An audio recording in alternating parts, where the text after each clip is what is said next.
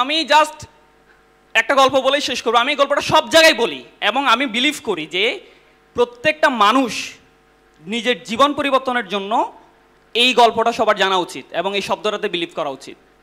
আমি সবসময় বলি যে পৃথিবীতে দেখবেন আপনারা সবাই দুটো প্রাণী আছে যে যারা তাদের নিজ নিজ জায়গায় তারা রাজা।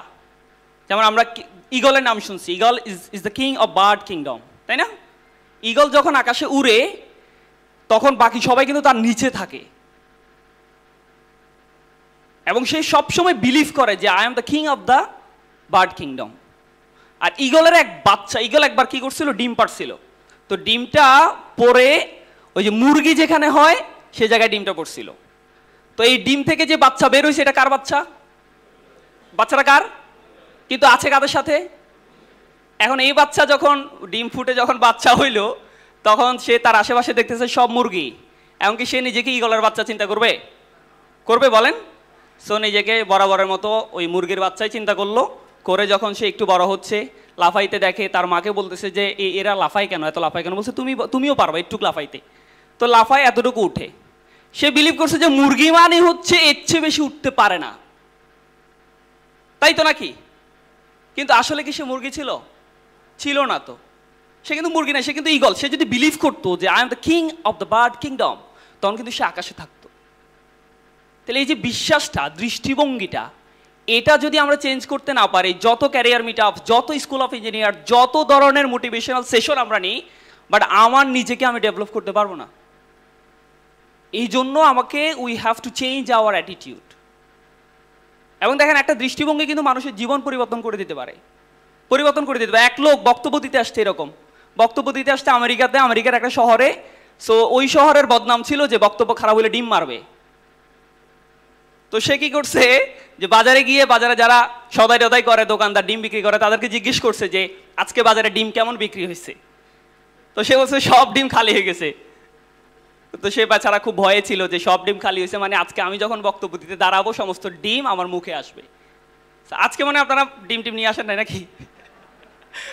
যাই হোক, তো পরে একটা সময় সে চিন্তা করছে যে আমাকে চেঞ্জ হতে হবে।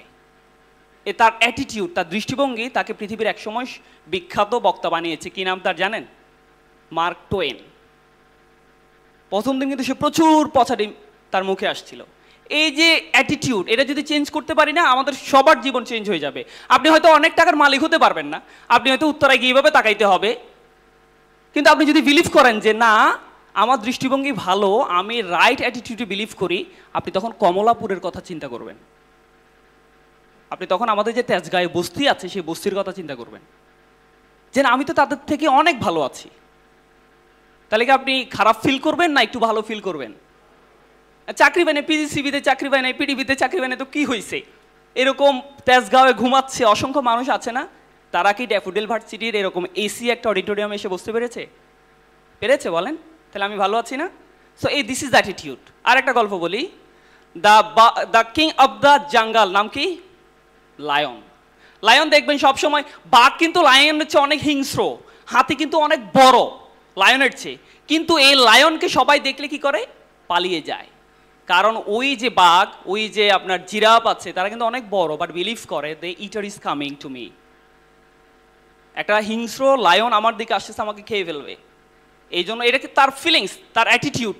তার অ্যাটিটিউড হচ্ছে সিংহ সামনে আসা মানে আমাকে খেয়ে ফেলবে, সেজন্য সে পালায়। আর লায়নের অ্যাটিটিউড কি? I need to take my lunch. I am so much hungry. সামনে যা আছে সব খাই ফেলতে হবে। কি জিরাফ, কি এলিফ্যান্ট, I don't care, আমার খাইতেই হবে তাকে। This is the attitude. আমরা যদি আমাদের অ্যাটিটিউড চেঞ্জ করতে পারি, আমরা যদি একটু, এই অ্যাটিটিউড চেঞ্জ হলে কনফিডেন্ট বাড়বে। আপনি যত জিরো পান আর কনফিডেন্ট হাই বলেন, এগুলো দিয়ে লাভ নাই আসলে। সো আমরা আমাদের জীবনকে চেঞ্জ করার জন্য, সুখ আনন্দ ফিল করার জন্য, একটু খুশি থাকার জন্য, হার্ট স্ট্রোক, ব্রেইন স্ট্রোক, যত ধরনের হৃদরোগ আছে এগুলো থেকে বাঁচার জন্য অ্যাটিটিউড ঠিক করতে হবে। দৃষ্টিভঙ্গি ঠিক হয়ে যাবে। আপনি ইঞ্জিনিয়ার, এমনি আপনার সমাজে দেখবেন, আমাদের সমাজ এখনো এত বেশি চেঞ্জ হয় না যে ইঞ্জিনিয়ার দেখলে এলাকার সবচেয়ে সুন্দরী মেয়েটাকে বিয়ে দিবে না। এখানে আপুরও আছেন। আমাদের সোসাইটিতে এখনো কিন্তু এই বিলিফটা আছে যে মেয়েকে যখন বিয়ে দিতে চায় কি খুঁজে বলেন? ছেলেটা কি হওয়া দরকার? হয় ডাক্তার, না হয় ইঞ্জিনিয়ার। আমরা আছি না তালিকায়? যদি আমি বিয়ে করে ফেলছি আসলে, ঠিক আছে না? সো আমাদের কিন্তু সোসাইটিতে এখনো ভ্যালুসটা অনেক বেশি। তাহলে আমি কেন এত বেশি হতাশ হব আমার জীবন নিয়ে, আমার লাইফ নিয়ে? আমি আমার জীবনের একটা গল্প বলি। আমি প্রথম ইন্টারভিউ দিতে আসছিলাম, তো আমি সকালে বসে আছি, প্রাইভেট একটা কোম্পানি, লিঙ্কে আসছিলাম আর কি। এক ভাই বলছিল আসছি, প্রস্তুতি নিয়ে আসছে। আমি সকাল থেকে বসে আছি, দুপুর হইলো, ওনারা শুধু মিটিং আর মিটিং করতেছে, আমাকে তারা কোনো ভ্যালু দিচ্ছে না। পরে লাঞ্চ করে আসলাম, বলতেছে যে মাগরিবের সময় আপনার ইন্টারভিউ নিবে। মাগরিব হলো 8টার দিকে আমাকে ইন্টারভিউর জন্য ডাকছে। সো আমার স্যালারি ধরছে 20,000 টাকা। আমি মাত্র ভার্সিটি থেকে বের হয়েছি, 20,000 টাকা স্যালারি। এটা কিন্তু আমাদের সোসাইটির জন্য অনেক, তাই না? আমরা অনেকে 10-12 হাজার টাকায় ঢুকে যাই। তো 20,000 টাকা স্যালারি ধরছে, বাট আমি ফিল করতেছি না এত টাকা আসলে হবে না, আর একটু বেশি। তা আমি আমার অনেক বড় ভাইয়ের সাথে যোগাযোগ করলাম, যোগাযোগ করে চিন্তা করলাম যে আসলে আমি কেমন ডিমান্ড তাদের কাছে চাইতে পারি। সো আমাকে কয়েকজন বড় ভাই বললো যে তুমি পার মান্থ 6 মাস পর পর 5,000 টাকা করে ইনক্রিমেন্ট চাইবা। তো আমি হিসাব করে দেখলাম 3 বছর পরে গিয়ে আমার 50,000-এর মতো স্যালারি হয়ে যায়। তো 3 বছর পরে একজন ইঞ্জিনিয়ার 50,000 বাংলাদেশে, এটা মোটামুটি ভালো একটা বিয়ে করার জন্য এনাফ। তো সেভাবে আমি সাবমিট করলাম। তো ওই মুরব্বী যিনি আছেন, আমি রেসপেক্ট করি সবাইকে, তিনি বলতেছে এই ছেলেটা মনে হয় চাকরির জন্য ঘুরতে ঘুরতে তার পায়ের স্যান্ডেল নষ্ট হয় নাই। I was very shocked. আমি কিন্তু খুবই আঘাত পাইছিলাম। আমি ইন্টারভিউ দিতে আসছি, তারা চাকরি দিবে না, ওকে ভাই আপনাকে আমরা নিতে পারছি না, আপনি প্রচুর ডিমান্ড, এরকম না বলে বলতেছে এই ছেলেটার পায়ের স্যান্ডেল মনে হয় ক্ষয় হয় না রাস্তায় হাঁটতে হাঁটতে চাকরির জন্য। And that was my inspiration. ওই কথাটা কিন্তু আমাকে খুব আঘাত দিছে, খুবই, মানে আমি খুব বেশি কষ্ট পাইছি। এবং আমি একটা ইন্টেন্সিভ রুমে ঢুকছি 1 মাসের জন্য। আমার যাবতীয় মোবাইল যত নেটওয়ার্ক আছে, আমার মায়ের সাথে ছাড়া কারোর সাথে আমি কথা বলতাম না। ওই 1 মাস আমি প্রচুর পড়াশোনা করছি, প্রচুর পড়াশোনা করছি। আপনারা যারা ডুয়েটে গেছেন অ্যাডমিশনে, তারা কিন্তু অনেক পড়া, ডেলি অনেকে 18 ঘন্টা পড়েন, 14 ঘন্টা পড়েন। আমি সব কিছু বন্ধ রাখছি, 28 দিন টানা পড়াশোনা করছি। পরীক্ষা ওই প্রিপারেশন আমার জীবন চেঞ্জ করে দিছে। অনেকে হয়তো দেখবেন আমি সবসময় আড্ডা দিই, চা খাই, সব কিছু করি, কিন্তু ওই 28 দিন আমার জীবন চেঞ্জ করে দিছে। এরপরে গিয়ে আমি একটা বিশ্ববিদ্যালয়ে, আমি এরপরে যত পরীক্ষা দিয়েছি সব পরীক্ষা আমি টিকেছি, কিছু পরীক্ষা আমি নিজে থেকে চাকরি নিই নাই। সো আপনাদের জীবনে কি এ ধরনের অপমানজনক শকড কোনো নিউজ আছে? আছে কিন্তু আমাদের জীবনে। কিন্তু আমরা কি করি? আমরা তখন চিন্তা করি আমাকে অপমান করছে, আমাকে দিয়ে কিচ্ছু হবে না, দরজাটা লাগাই দিয়ে আমি কান্না করি। বাট আমরা কিন্তু ওই জায়গা থেকে ইন্সপাইরেশন নিই না। আমরা চাইলে কিন্তু আমাদের এই যে বিষয়গুলো আমাদেরকে অপমান করে, সেই জায়গা থেকে কিন্তু আমরা চাইলে ইন্সপাইরেশন নিতে পারি,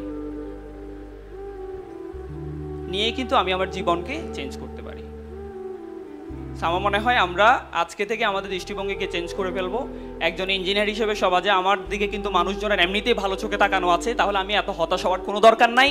আপনি একটু পড়াশোনা করেন, আপনার সামনে যত পরীক্ষা আছে, এখন তো পাওয়ার সেক্টরে জব মানে অ্যাভেলেবেল জব। আমাদের বেলাল স্যার কথা বলবেন, প্রচুর জব অপরচুনিটি এখন বাংলাদেশে পাওয়ার সেক্টরে। আমরা পাওয়ার সেক্টরে জব করতেছি। সো আপনারা যদি 2 থেকে 3 মাস দরজা বন্ধ করে ভালো একটা পড়াশোনা করতে পারেন, আই বিলিভ বেলাল ভাই নিজে এসে আপনাদেরকে জব দিবে। জব দিবে মানে আপনারা কোয়ালিফাই হবেন জবের জন্য। সো আমাদের সরকার, আমাদের সংস্থাগুলো কিন্তু কোয়ালিফাই স্টুডেন্ট চাচ্ছে। সো আমরা ওই হাহুতাশ বাদ দিয়ে দেন, লিঙ্ক ধরাধরি বাদ দিয়ে দেন, টাকা ব্যাংক ব্যালেন্স এগুলো নিয়ে, এসব কিন্তু শেষ হয়ে গেছে, এগুলো এখন আর বাংলাদেশে চলে না। আপনি একটু 1 মাস ভালো একটা পরিশ্রম করেন, দেন সকল চাকরিতে আপনারা টিকবেন ইনশাআল্লাহ। আপনাদের সবার জন্য শুভকামনা। আমি আসলে আজকে প্রস্তুত ছিলাম না কথা বলার জন্য, আমি একটা জায়গা থেকে চলে আসছি। আমি বেলাল ভাই, আমাদের গেস্ট যারা আছেন তাদের সাথে বসতে পারলে আমার খুবই ভালো লাগতো, আমি সবার কথা শুনতে পারলে খুবই ভালো লাগতো, কিন্তু চলে যেতে হবে। আপনাদের সবার প্রতি শুভকামনা থাকলো। অ্যান্ড ফাইনালি আজকে এই ড্যাফোডিল ইউনিভার্সিটিতে ঢুকার বাইরে যাওয়ার সময় কিছু দারোয়ান আছে, আমরা এখন থেকে দারোয়ানদেরকেও সালাম দিতে চাই। পারবেন আপনারা? আপনার বাসার নিচে কিছু দারোয়ান থাকে, আমরা তাদেরকে সালাম দিতে চাই। তারা কিন্তু সালাম পায় না, সব সময় জি স্যার, জি sir, yes sir, okay sir, এই সেলুট, হাতটা এভাবে তুলে রাখে, তাই না? তাদেরকে কে সালাম দিবে? তাদেরকে কে সম্মান করবে? আমরা বাসে উঠলে 2 টাকা বেশি চাইলে একটা থাপ্পড় মেরে দিই, সবসময় সে শুধু থাপ্পড়ই খায়, তাকে কেউ সালাম দেয় না, তার পরিবারের খবর কেউ কিন্তু রাখে না। আমরা সব মানুষকে চেঞ্জ করতে চাই, পারবো ইনশাআল্লাহ। সবাইকে ধন্যবাদ। আসসালামু আলাইকুম ওয়া রাহমাতুল্লাহ।